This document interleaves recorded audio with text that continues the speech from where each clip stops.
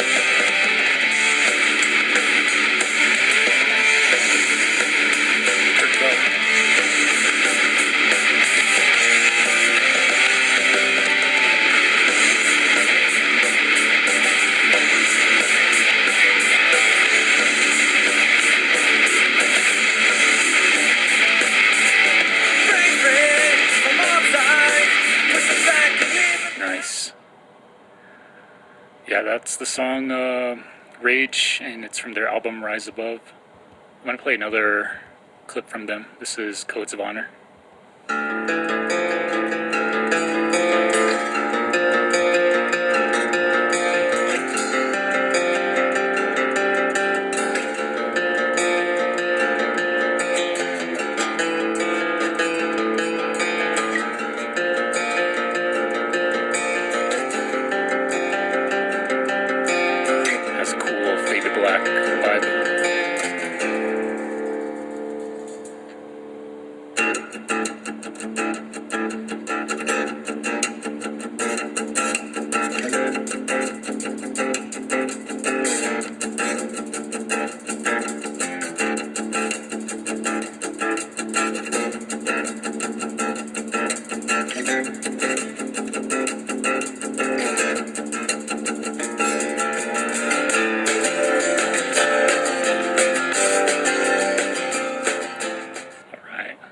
So cool.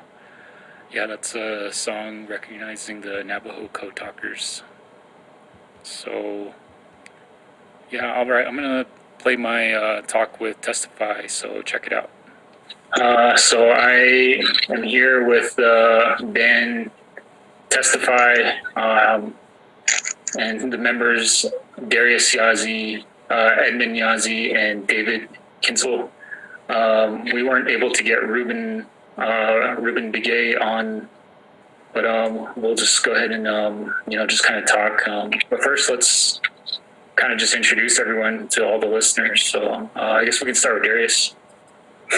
My name is Darius Yazzie. I play lead guitar, do lead vocals for Testify. Yeah. And then Edmund, how about Edmund? And later, and it's good to be online. So the drummer, okay. How about David? How about you? Hello, everyone. My name is David Kinsel. I play rhythm guitar and do backup vocals. Spoke with Darius not too long ago on another interview with Winter, but in case people didn't hear that, could you kind of just talk about kind of when and where and kind of how Testify began and kind of what inspired the formation of Testify? I guess we can start with Darius. Yeah, Testify started back in 2011, I want to say. Started with my dad and I, and, we just started jamming. My dad and I, we were previously in another group called Shadow Remain. And, as bands go, we kind of get different, different views of music, and, you kind of want to just do something different. So, my dad and I, we left the band Shadow Remain. We formed Testify. We had a young kid on guitar named Skylar Reeder for probably about 3 years, I want to say. And, he wanted to do his own thing, and, that was fine with us. He went on to form Fatal Corruption out of Gallup, New Mexico, and he's still with that group. And then we have David that joined the group in, what year was that, David? I think it was 2013. Yeah, 2013. So David joined, and and David's been with us since, and we've just been going at it for a while, and it's something that we love to do as a band, as a group. There's been times to where we thought about maybe hanging it up or taking a pause for a couple of years, but we get restless, as well as I can imagine everyone else that on the music scene. We get really restless, and being stuck in this quarantine with COVID and all, we've been still jamming, safely, of course, but that's pretty much how the group started, and we're proud to still be here. Nice. Hey, Edmund, what was your reaction what was it like when you and Darius first started? Were you guys playing music for a while, or? Well, I hope you guys can hear me all. As far as for me, just being on, I'll just say my age. I don't really mind. I'm 52 years old, and music has always been in my life. My late mom and dad, bought me my first kit when I was 11 years old. And I've been playing trap parts in the Rehoboth High School band. But my love for metal music has always been there. And as I got a little bit older, which is around the 20s, and I played a lot of country bands that would hire me, side gigs. It was good. That was my only time to play. The bands would used to sneak me in the bars, and they would tell me that I'm not there to drink, but just to play songs, and and know all the country songs, the shuffling of the cowboy boots of the dancers. And so then I ended up going to work, and I thought myself that I ended up going into law enforcement, and I thought that being a cop, well, I don't have much time for this, but I still played, and I know I was a police officer in Rama, and I heard this country band, and I was listening, and I just introduced myself to the guys. I don't know the band name, but and I said, hey, can I play at least one song? And we played to Clint Black, and it was pretty fun. But I always wanted to play in a rock band, and my growing up was with Iron Maiden and Saxon and Judas Priest. That's of course how I grew up in, and then got married, and then we had Darius, and and I played in the metal band when back in Gallup. They were called Rage, And it was good. We had good gigs. I mean, and Edwin Yazzie and Erickson Yazzie, Edwin retired from the Gallup PD, and he found out I used to play drums when I was with the sheriff's department, and he asked, "Hey, can you play with us?" And I remember we played Ozzy, and he was, and it was no problem for me. And Darius was small, just a little kid, Then he went with me, and then we had a few gigs in Gallup, and then as time went by, Darius, we bought him guitars. I wanted him to play drums, but he took the adventure of playing guitar, and my wife and I were just sitting after dinner, and I heard Darius play Green Mittellishi by Judas Priest. And I looked at my wife and I'm like, oh my heck, David boy, I see you. But anyway, I was so surprised that I heard, Green Mittellishi by Judas Priest. And I said, Darius, you need to start your own group, man. And I said, I still can play, So that's where he took the initiative, and that's is where we're at right now. But a lot of it was taking Darius to Metallica, and my wife and I, and and all these Ted Nugent. We saw Ted Nugent. We saw Eddie Money, the late Eddie Money, and that's where it took off for Darius. And I'm still playing, Kevin. And although my hearing's not the best, but I blame that on metal. But oh well, I'm still playing. Just now I have to stretch out, drink more water, and just keeping up with the boys. So anyhow, that's how all it started for me. Okay. So it sounds like drums was something you started early on, and how about you, Darius and David? How old were you guys when you first started playing instruments? Okay, for me, I started playing maybe around 10, 12. My dad, I remember he got me my first drum kit. It was a real basic drum kit, and I didn't really take to it because it really wasn't my thing, I guess. Couldn't really get it down. And I took more interest into guitar. So yeah, probably when I was about maybe 7th grade, 8th grade, I started taking lessons and learned a lot of Metallica, and from watching the concert videos, back then we didn't have ultimateguitar.com to where you could just look up the tabs, if you want to learn for me, if I wanted to learn a song, I had to watch it live, either on MTV. I remember when they used to do Fuse, used to show Headbangers Ball and all that. And, for me, if I wanted to learn something, I'd pause it, rewind it, and then just keep playing it over and over until I would see, where the guitar player's fingers were on the fretboard and figure it out. So that was roughly about, I'd say, I started taking it a little bit more seriously around, 12 years old. How about you, David? I was 14.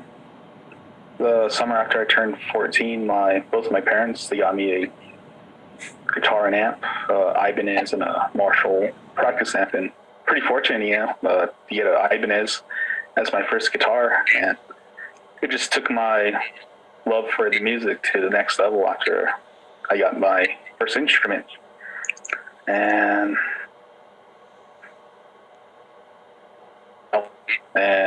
there's been a couple times throughout high school where I borrowed a couple tabs books from Darius, and just that's how I learned. So never really had a teacher, I guess you could say, and that's, I guess, how it started.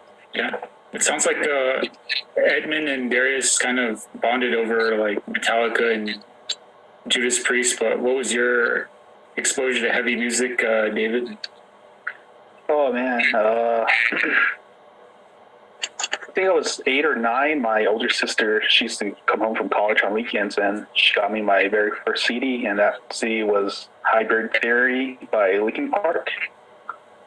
And that was just my first taste of rock music. And even though it was alternative rock, it was a start of something for me. And I would just listen to other bands like them, like Korn, Mudvayne, Godsmack. And when I got older, I just discovered more metal bands from the 80s and from the 2000s. So that's how I got into metal music. Nice. Yeah, no, that's cool that, Darius, you got exposed to Metallica early on. Like, my parents mostly listen to country. And so my first exposure to Metallica was the Mission Impossible 2 soundtrack. I don't know if you remember the music video where they're like in Monument Valley. That was like my first taste of Metallica. And then I kind of had to work backwards from there. I didn't realize they were like a heavy thrash fan until like years later. I just figured they were just like a hard rock band. Oh yeah. I mean, I just actually just a couple of days ago, I just finished reading this res metal book, and they mentioned Testify a lot in it. I was just wondering if they ever asked you, or if they like kind of went into any more in depth into like the relationship between like heavy metal and like Native American communities. Personally, I think it's just that, with like Native Americans and like heavy metal fans, both are kind of like just not mainstream, and a lot of stereotypes amongst the two, and just I think just being like seen as an outsider in general kind of always drew me towards heavy music. But I was curious about what you guys thought. We'd start with Darius.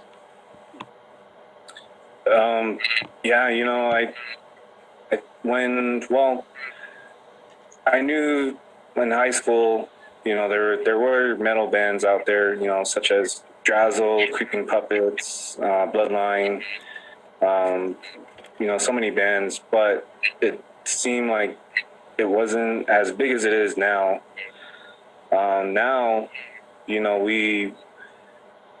it seems that we're finally getting noticed as a genre.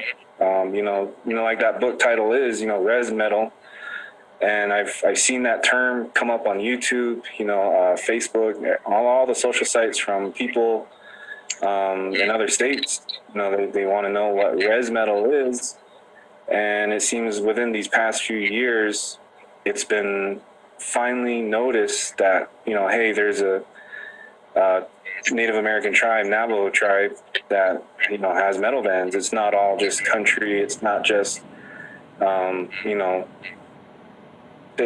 feel like we've been overlooked, and now we're finally getting noticed. Bands are finally coming through. Big national bands such as Devil Driver came to Winter Rock, Mushroom Head. They've came to Gallup and Winter Rock. Jamie Josta from Hatebreed, he's done a few things out on the res, and a Testament, Anthrax, they've stopped in Winter Rock, and it's finally becoming a deal to where I see we're finally being noticed, and we have a name, or not a name, but we have to put ourselves out there in the right way, because crazy wild Indians, all the drink and party, that's not what we're about. We're here for the music, and the music speaks for itself, and it shows if you take that music seriously, it'll go places. And that book, I have yet to read the book. David actually showed it to me earlier this week, and the guy that wrote the book, Ash, I can't remember his full name, but we call him Ash. He contacted us a few years ago, and he took interest in what we were doing and what other bands are doing. So I'm glad to see that everything's finally being put out to what he was here for. So that's how I see it. In shorter terms, we're being noticed. We're finally being noticed for that we can also play metal too as Native Americans, not just Navajos, but Zunis and Akamas and everyone. Yeah, In the book, Edmund, they mentioned kind of like your role as a Navajo Nation delegate. I was wondering, well, first off, for those listeners who don't know, kind of what is your role as a Navajo Nation delegate, and then were you an advocate for getting bands like the Korn and Anthrax and Testament to the Navajo Nation Fair a couple years ago?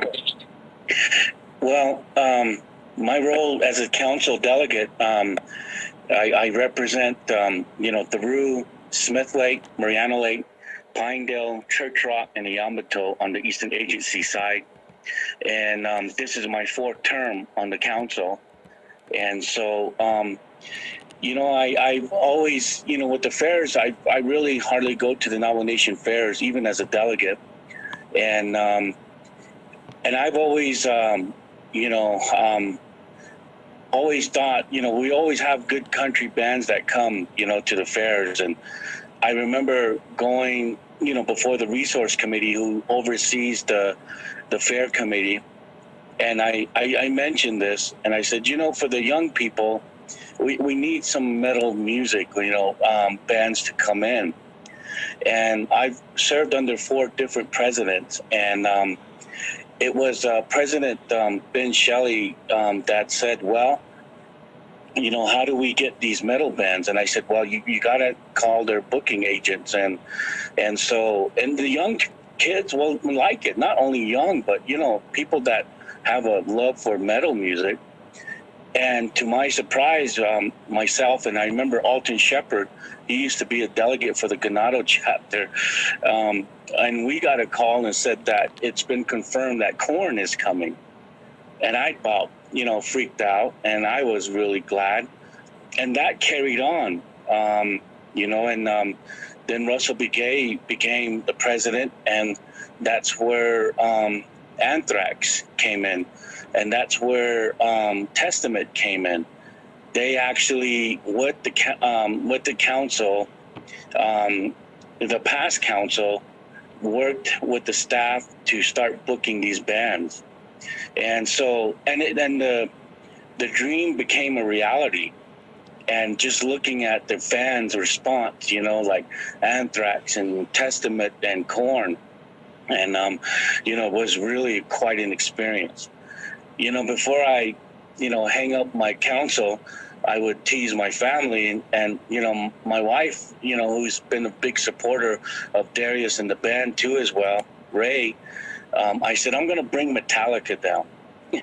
And before this pandemic started, and I was working with the staff, and we actually got emails from the booking agent of Metallica, and we got emails from Iron Maiden. Both of them, Iron Maiden, responded saying that they would be interested, but that's not within our tour dates. But just to see the Iron Maiden response was really something else. And then Metallica responded back too as well. And I know Metallica knows that when they come to Albuquerque or Phoenix or Salt Lake, they know that not majority, but there's a large amount of Native American fans that go to their shows. And they responded back in the works. And who knows, before this year, I know the fair is going on, and and I'm in contact with staff, and let's see who else we could book. But this pandemic really slowed things down, and so I don't know if we're gonna have a metal band this year, but I know for sure next year we can might have a big act coming in. So anyhow, that's how it all started on the metal scene for the Navajo Nation. Okay. Yeah, that's amazing. I'm like kind of just really, I'm just in awe that, you were able to advocate for the metal fans, for the tribe or Navajo Nation. I mean, one band I would always think about would be like Lamb of God. I think Lamb of God would be. Oh, you read my mind. when this pandemic started, I mean, it's funny, back to the council, not this council, but the last council, I would, people didn't realize, my colleagues from the last council, that, about Judas Priest and Iron Maiden and, and then some of the delegates, throwing their devil signs, an elder, that really thought, wow, we're really, getting the music out there. To have an elder council delegate give me the, Ronnie James devil sign, was pretty cool. Gave it back to him too as well. But, it's, hopefully, I was talking to the Navajo police chief, and, and he goes, sir, if you get another big band, give us a big, advance so we can be ready. And but everything went out smooth with Anthrax and Testament and Korn, because I know a lot of people said, oh, there's going to be riots and there's going to be, fights and everything else. But to be honest, that was the safest gig and show that happened with the fair. And so, but, I told the police chief, gosh, can you imagine if Metallica comes in, or can you imagine? And I mentioned Lamb of God. I'm a big fan of Lamb of God. And I told this President Nez, and I don't know, we had a meeting in Thoreau chapter this past Tuesday. And I said, Nez, we need to get Lamb of God. And he just looked at me. I don't know if he knows who they are, but, but we'll keep working at it, Yeah, no, that's really cool. I was I looked, before I kind of talked to bands here, I kind of looked back on the band's like social media page, like Facebook and Instagram. But yeah, Testify got on some pretty, we were part of some pretty big shows like the Devil Drivers show and the, I believe, was it Alien Weaponry as well? Yes. Yeah. Okay. That was another big one too. That was really neat. And, of course, the band was featured in a magazine. And, and I just want to mention, as always, I tell Darius and the boys, I heard Darius say this, that it's about the music is true. I mean, we're not about, about saying who's better than who and whatnot. It's just, keeping the music alive, and I'm a big fan of the late Ronnie James Dio. And I remember in an interview, he said that just keep metal going. And that's what I keep, I tell Darius and David, that's what it's all about. But of course, you come on these gigs and you get guys that, try to act bad, if you will. But, and we try not to go that route big time.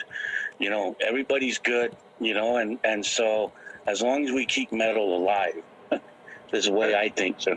Yeah, no, I agree. I think like things like, like alcoholism and drug use, if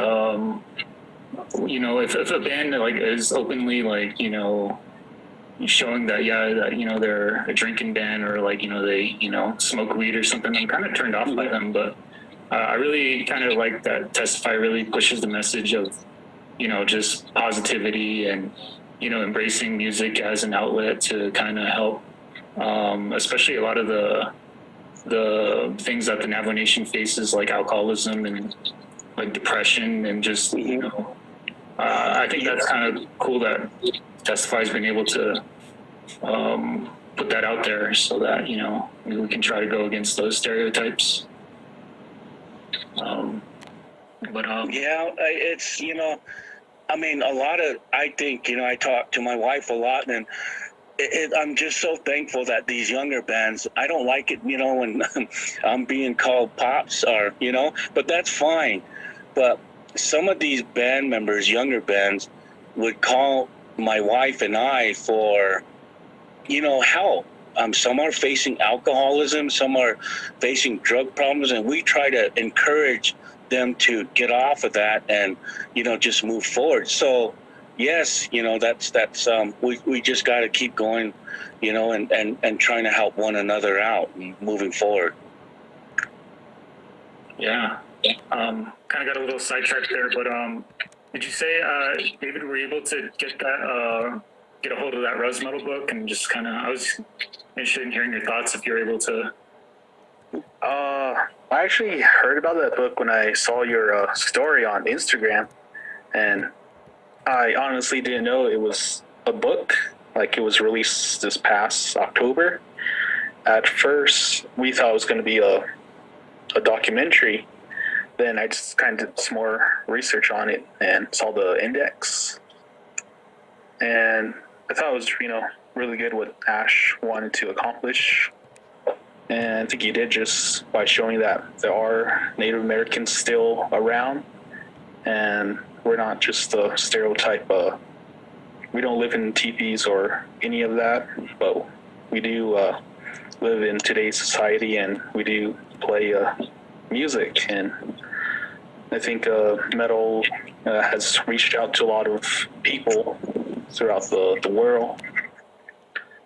And pretty much, that's my thoughts on the book. Yeah. I'm curious, I guess, do you feel like the term res metal is like something that will limit a band, or do you think it's kind of its own genre that, people can embrace? I think that res metal, since there are a lot of bands on the res, they play different types of genres of metal, whether it's thrash or deathcore. It's more like a lifestyle, kind of like a shock metal, like with Kiss, Alice Cooper, kind of that stage presence. But for res metal, it's more like playing on the res, and each show we have to travel. I mean, like, closest venues is 20 miles away, and the longest venue I ever played at was 6 hours away. So I guess my point of view on res metal, it's more of a lifestyle than a genre of music. Oh, that's a good way to put it. Yeah, I agree. I mean, getting booking and performing shows on the reservations can be difficult. I mean, just considering the distance and lack of proper venues, and then I feel like a lot of the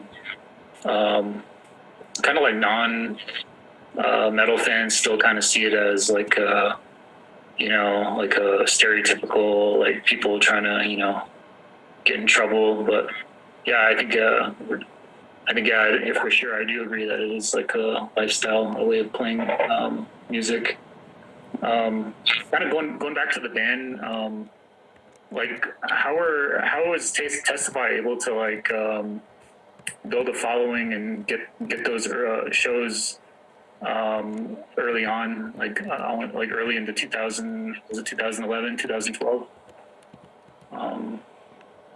Were you guys just kind of local, or were you able to just kind of utilize social media and kind of get a following that way? I guess Darius, you're a good person to answer. When we started the group, we already kind of had contacts from when we were with Shadow Remain, so we still kept those contacts. I give a lot of credit to Underworld Productions. Willie, he was the one that brought a lot of bands through, Gemini Syndrome, In This Moment, Wayne Static, and so on and so forth. And he did open the door for us. I remember texting him in high school when I was supposed to be in class, but saying, hey, I got a group, and if there's any shows that you can put us on, we appreciate it. And he was booking shows out of the Juggernaut when it used to be, when the Juggernaut was right by Gallup Independent. And he gave us our first gig. We opened up for, I think it was Scattered Hamlet, which was cause they're like a southern rock band, and and that was awesome. I'll always remember that. And then from there, he was fair to everyone, because he would book different bands, different times. You know, it wasn't the same band every show, and you know, we just performed and, you know, put our name out there, put our word out there, and then you know, for me, it was just getting a hold of every promoter within the area and trying to you know, like you said, build a following. And you know, I got in touch with Brian from Farmington, and he used to handle MB Entertainment, and you know, he gave us our first show at Top Deck. Gosh, like 2016, and you know, that was pretty awesome show. And he used to host the Four Corners Metal Fest, which was an all-day festival. And you know, when we first got put on that bill, you know, that was pretty awesome. And you know, it was just, to me, it was pushing for shows. The more shows, you know, the more following we'll get. And unfortunately, you know, Willie, we call him Willie, from Underworld Productions, you know, he stopped doing shows, and you know, and he always put everyone in check, you know, and no rock star's attitude, you know, he wouldn't tolerate that. I mean, if you showed up with the rock star attitude, thinking that you're going to run the show, I mean, he would tell you off right then and there. And you know, funny thing is that he was really strict with you know, set changes between bands. So, you know, 15 minutes is all you got. If you take longer than 15 minutes, then you're cutting into your set time. So I remember, you know, his messages would say, get your cymbals on your stands, guitar players, get your cables ready, tune up. You know, the sound check is not meant for setting up one thing at a time. You know, sound check is to check all the instruments, you know, through the PA. That's what it's there for. So, you know, I give a lot of credit to him for teaching us and showing us, you know, how to be professional. And when we do shows like in Launchpad or in Phoenix or wherever, you know, we still carry those teachings that he gave us. And you know, that's pretty much where, you know, how it came about. And social media wise, you know, Facebook, Instagram, you know, we just promote ourselves to the best we can. And you know, David, he handles all that, and you know, he does a really pretty good job with, you know, keeping it updated, and just even like sharing you know, previous concert photos or whatnot. You know, we still want our fans to know that we're still here and we're still active. Nice. Yeah, I agree. I think the social media aspect of promoting the band's like been like really beneficial for a lot of up and coming bands. Also, I think just having music readily available. I mean, I'm a big time like CD collector. I mean, I'd still buy like physical music. So yeah, I definitely want to try to get a hold of some of Testify albums. So correct me if I'm wrong. Are there two Testify albums? Yeah, we got Codes of Honor was our first record that we put out, and the second one was with David as a newbie to the group. And you know, I'm proud of that record, which is Rise Above, and that's our latest one right there. Yeah, I know. Third record. Oh yeah, is there a third one in the works? Yeah. So, you know, I think we kept telling ourselves, you know, by the end of this year, we're going to put this new record out. By the end of the year. And we just became so attached to doing shows to where we didn't have that time to, you know, actually get together and work on new material. So now that, you know, with the quarantine and COVID and all, that's all we've been doing is just writing. And when David and I got our first, or actually when David, my dad, and I got our vaccines, you know, we started getting together more in person to start writing together. So right now we got 2 songs, actually 4 songs, you know, that are ready. all we need to do is just record. And, fortunately, we saved enough money to get our own recording material to where we don't have to spend so much money going into the studio. So we got the place for it, we got the equipment. So now it's just a matter of, setting up a time to record everything. Nice. Yeah, I'm looking forward to that. I really want to get a hold of some of your music. Unfortunately, I was living away from the reservation for a while, so I wasn't able to get a hold of some. But whenever you guys have some available, I'm gonna definitely grab some of the music on CD. I really like seeing all the bands on the res just kind of help each other, help one another. And I know you play with Born in Winter, Darius, and David. You have another band, right, called Ragarin. Is that like your main project, or is that like kind of something that you help out with? It's just something I've been helping out with.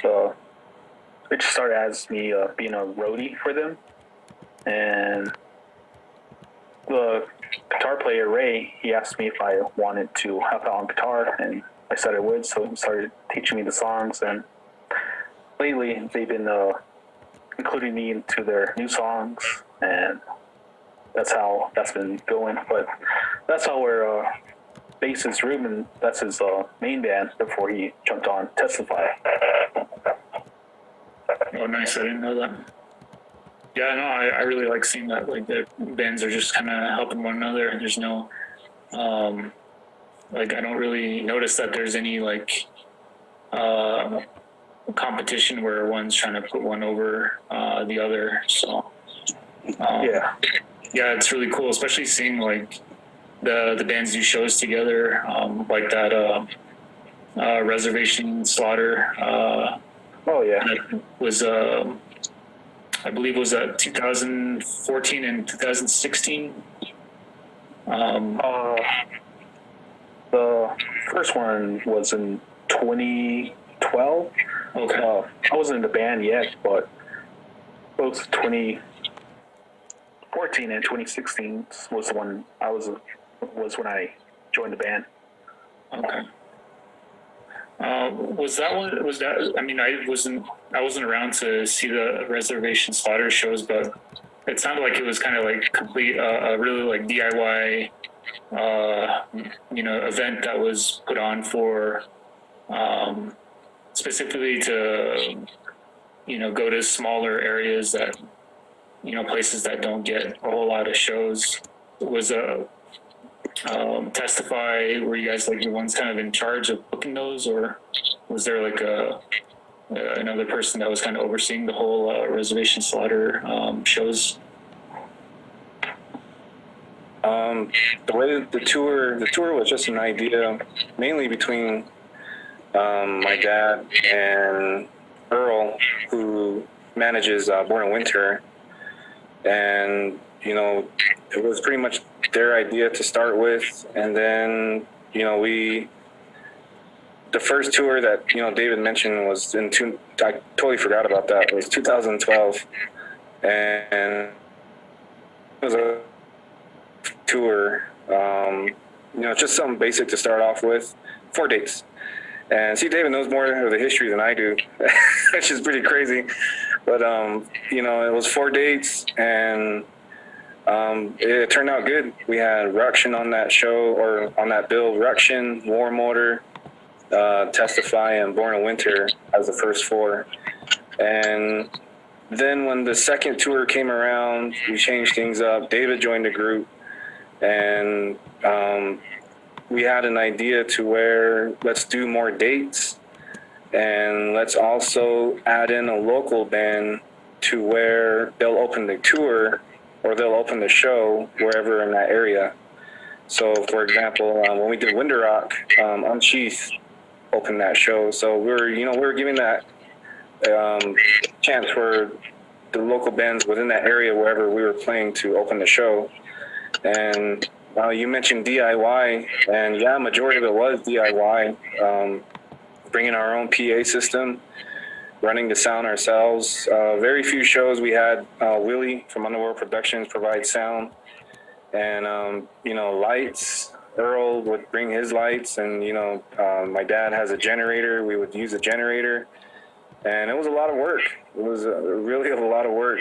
Set up the PA, get the bands all in order, set times. If there was a indoor venue, getting door fees all situated. It was a lot of work, and I give David a lot of credit for helping me out, because I was the one running the sound for everyone.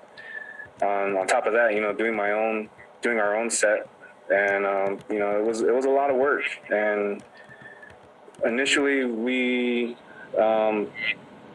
funded ourselves. It was all self-funded. No sponsorship or no help from anyone else other than the band. And the cool thing about it was we actually had our own T-shirts, our own Reservation Slaughter made T-shirts, tour shirts.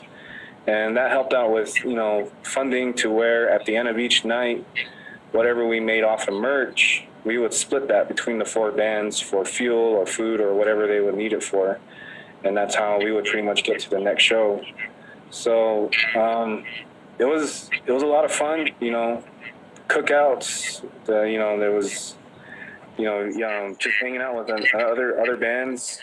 And, it was fun. It was a lot of work, but it was fun.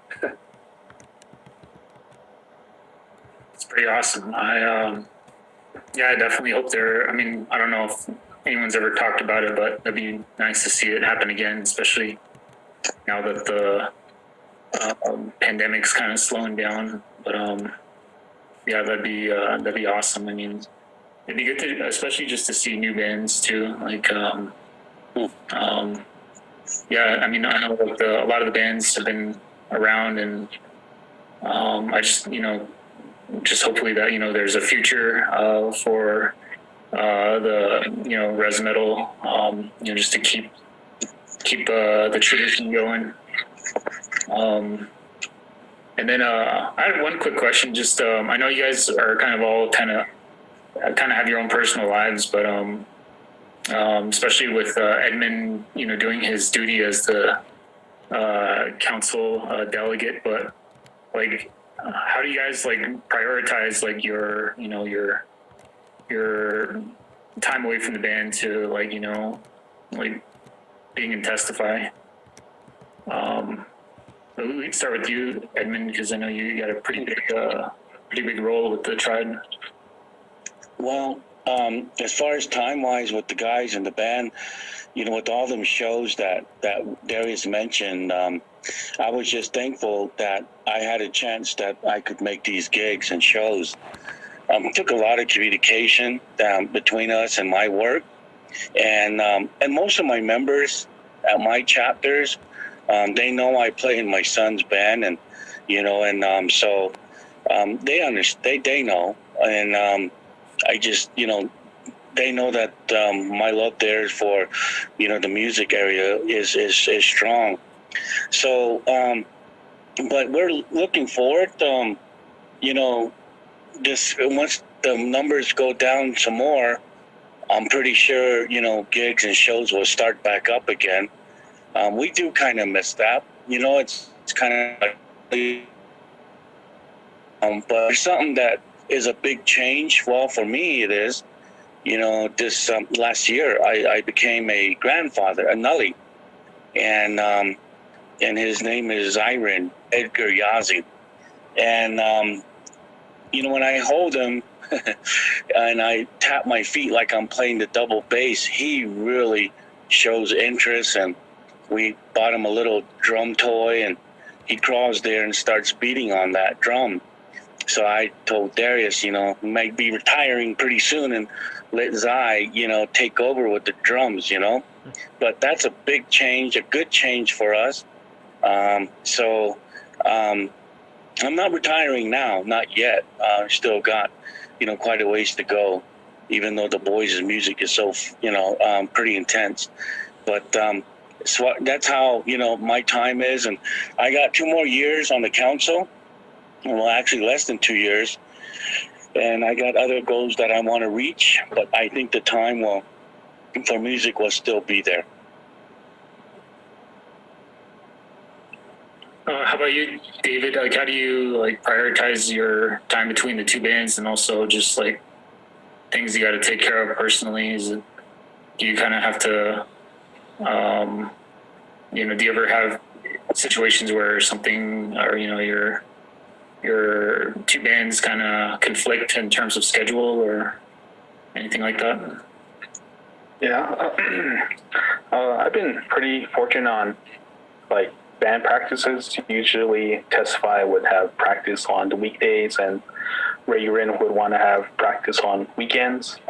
And I think only once where both bands had a show on the same day, but I made it very clear to both Darius and Ray, my other guitar player, that Testify is my main priority. And in the past, with work, I've been pretty fortunate to work Monday through Fridays, and I know I believe a couple years ago I was working out in Kansas for about 6 months, and Darius was very understanding about that, and we got help from Nick from Board Winter to be filling in for me for the shows that I have missed, and now that the ice pandemic is slowing down, hopefully things work out between the two bands to where I can play with both. How about you, Darius? I know you mentioned that you recently had a son, or have a son, and now kind of have another responsibility.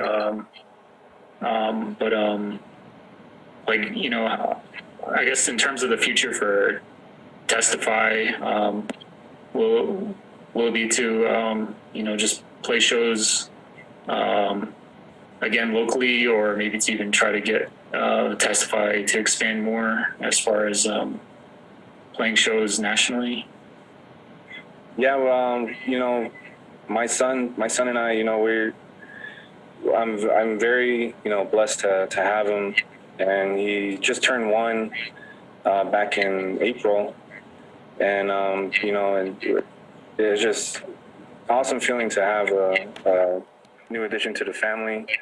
It's it is a lot of responsibility, and it's funny because in my living room, as you can see behind me, I got my guitars hanging up.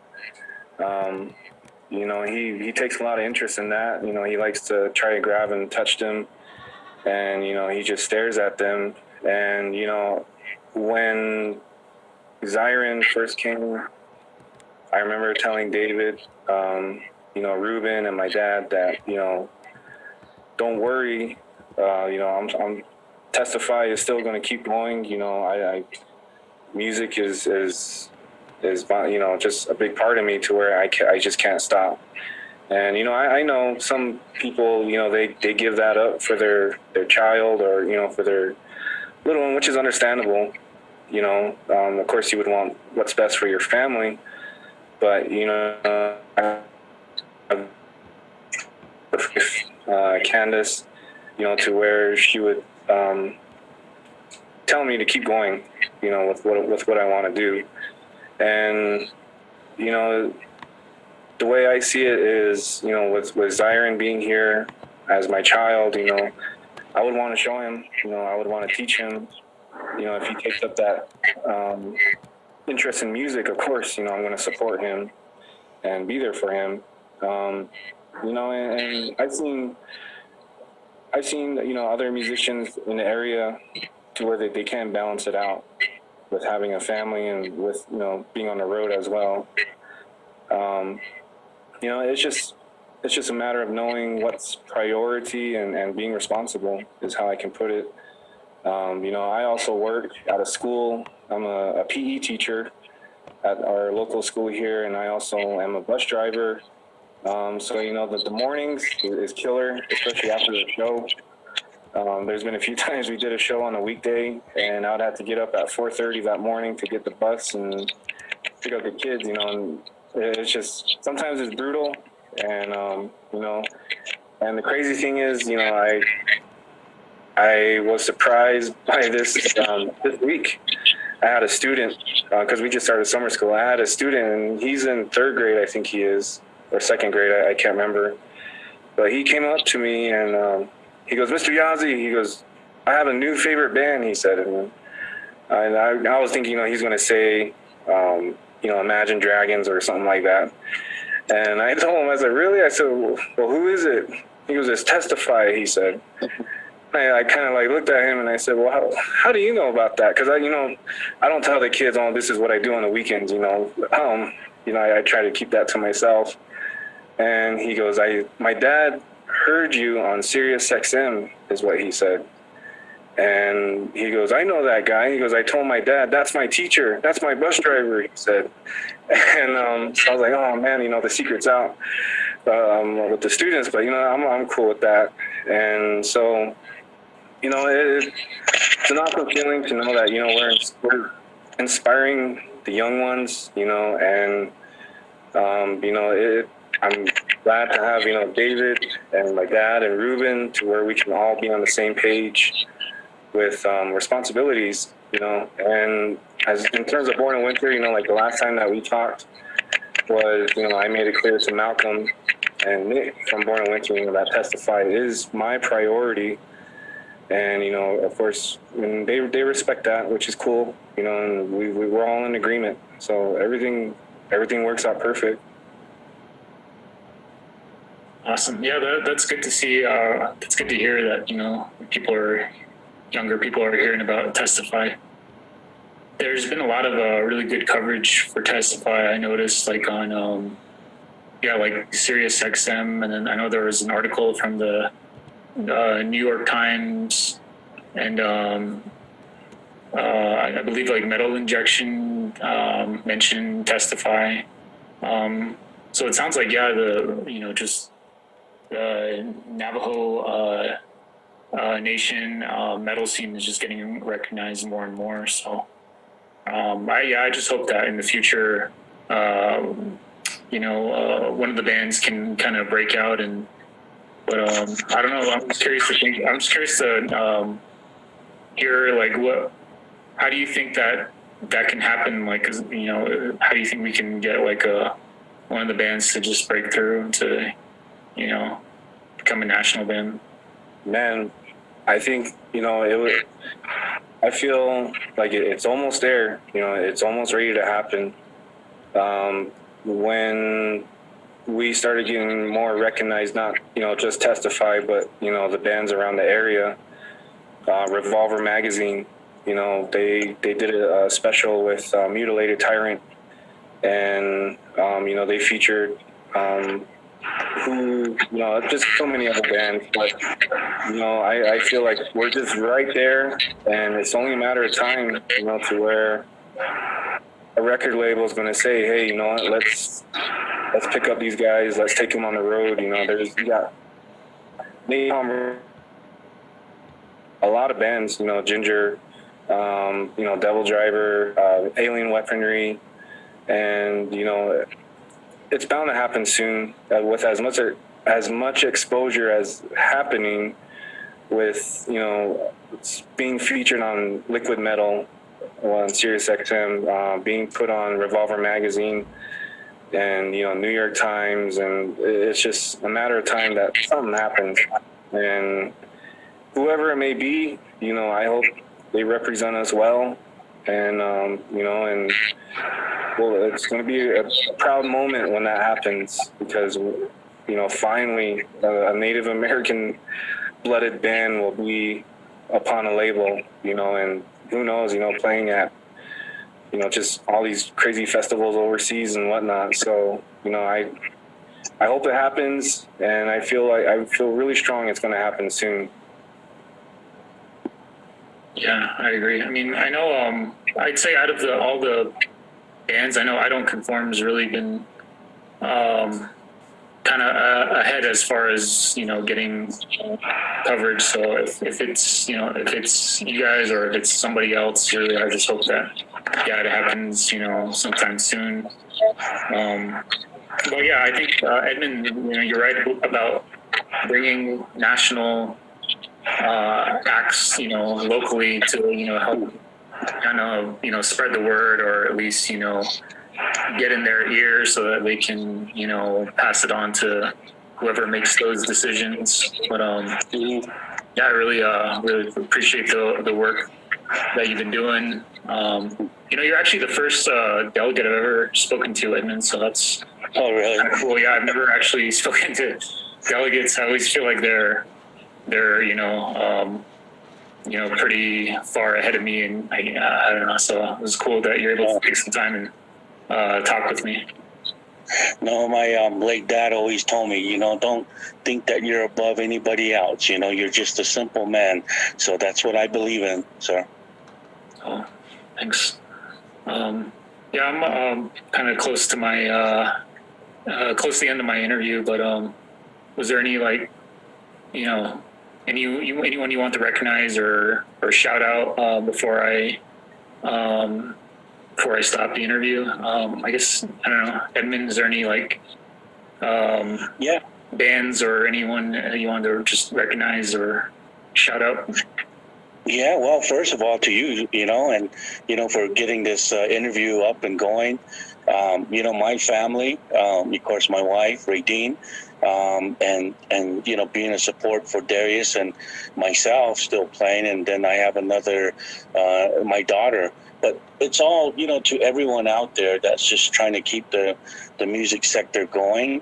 And so, shout outs, is to everyone. I don't have anyone in particular, but, I have, like I said, in the percussion, the drums area, I have goals, and hopefully within this year, next year, I'll have that accomplished. So thank you for allowing us to be on the air, and to all our listeners. Tomorrow is Father's Day, so happy Father's Day to all the fathers out there. And so that would be what I would have to say. Thank you. How about you, David? Anyone you want to just recognize, or any bands that you want to recognize? Top of my head, probably our bros in Alchemy from Pinedale, Arizona, Obsolete in Kayenta, and another older band. I don't think they play anymore from what I've seen, but Inside from Farmington. And those are just a few on top of my head. Yeah, how about you, Darius? Any shout outs or bands you want to recognize, or just people that people should check out, or just anyone you want to recognize? Yeah, of course I want to give credit to my bandmates, everyone, and my wife Candace, my son Zyron, even my brother-in-law Logan, who lives with us, with helping me out on the road, and getting the gear off and on the stage, and we all, it's a big family deal that we make out of it. Of course, my parents, my dad, my mom, and my sister, my little sister. And in terms of bands, I, like David was mentioning, Alchemy from Arizona, Obsolete, Born of Winter, Ethnic Degeneration, and man, there's just so many bands, that people can check out now. Everyone's getting on Spotify and iTunes, so it's a little bit easier to, hear music that way. We're in the process. I've actually got my laptop going right next to me when I'm trying to get the both albums uploaded to iTunes and Spotify, so we can finally get that going. And but yeah, there's just a lot of bands out there. The newer bands, Condemn the World, they're also a new younger band, and I hope that they're still continuing with their music.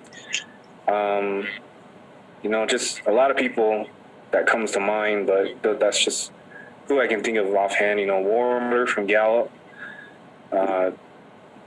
Just there's a lot. There's a lot I could I can mention, but just a big shout out to everyone, the fans who supported us, And, the promoters, interviewers, such as yourself, think we really wouldn't be where we are if it wasn't for you guys, putting our name out there and, giving us the opportunities to play shows. So, I give a lot of credit to everyone, that's helped us along the way, and we're just getting started, and I'm curious to see where we'll be 5-10 years from now. So, I just want to say thank you to everyone for that. Yeah, appreciate that. Yeah, thanks again for letting me do this. Calvin. Yeah, Hey, this is Edmund again. I got one shout out, sure. if I may. Young gentleman from Zuni who's been with us, gosh, ever since we started. He's always, been to our shows, and that's Kevin Iracho. A big shout out to, to Mr. Iracho from Zuni. He's still on our page and he's still following us, so I think that's cool. Nice. Yeah, his name is actually Kelvin. Calvin? Yeah, his actual name is Kelvin. Calvin Iracho. Yeah, okay, all right. Thank you for correcting me. Yeah. That was my talk with Testify members Darius and Edmund Yazzie and David Kinsel. Be sure to see Testify live on July 10th at Juggernaut in Gallup, New Mexico. They'll be playing with a lot of bands at the 710 Alien Fest. Also, check out Testify online, YouTube, Reverb Nation. It was really fun. Thanks for listening. I'll be playing 2 songs from Testify now, and the songs are called Live for Something, Die for Nothing, and Tears of Pain. Yeah, again, thanks everyone for listening. Be safe, take care. Yeah.